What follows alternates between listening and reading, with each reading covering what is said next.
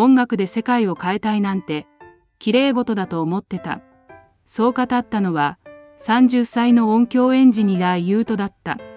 学生時代、音楽が大好きだった彼は音で人を幸せにしたいと夢を語っていた。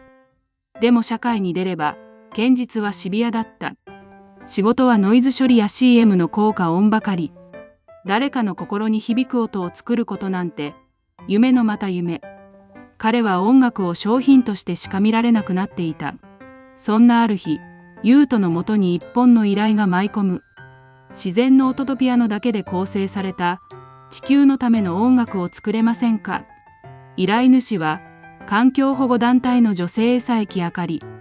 世界各地の絶滅危惧種の音、生きた森の音、水が流れる音を一つの楽曲としてまとめてほしいという。売れる曲にはなりません。けれど、誰かの心に響く音楽が自然を守る一歩になると信じてるんです。その言葉をユートは最初笑った。音楽にそんな力があるわけないと。でも断りきれず、彼は録音された音源を受け取った。深夜、何気なくその音を再生してみた。最初に聞こえたのは、深い森の中で響くフクロウの声。続いて、風に揺れる木々、雨粒が葉を打つ音、小川のせせらぎ、遠くで響くクジラの鳴き声。その一つ一つが、なぜか彼の胸を突き刺した。音って、こんなに生きてたのか。気づけば涙が頬を伝っていた。翌日、彼はスタジオにこもった。既存のサンプル音源ではなく、録音された自然の本物の音をピアノとつなぎ合わせ、共鳴させるように配置する。環境音がピアノを包み、ピアノが自然の鼓動を語るような構成。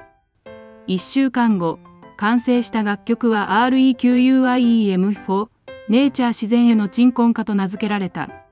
あかりに音源を渡すと、彼女は涙を流しながらこう言った。これを南米の森で流してきます。伐採が進む場所で、この音楽を届けるんです。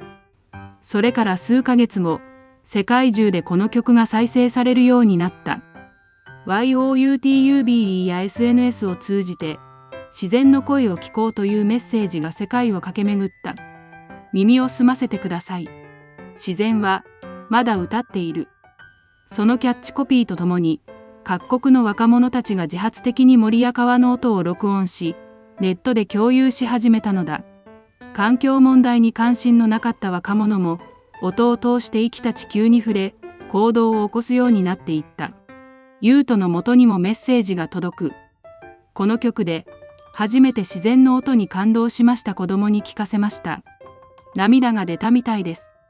音楽は売れなかった。でも、彼の音は届いた。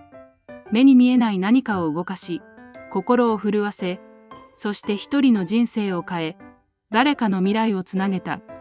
音で世界を変えるなんて、綺麗事だって思ってた。でも、少しだけ信じてみてもいいかもしれない。その言葉を口にした夜、森の中で録音されたフクロウの声が静かに響いていた。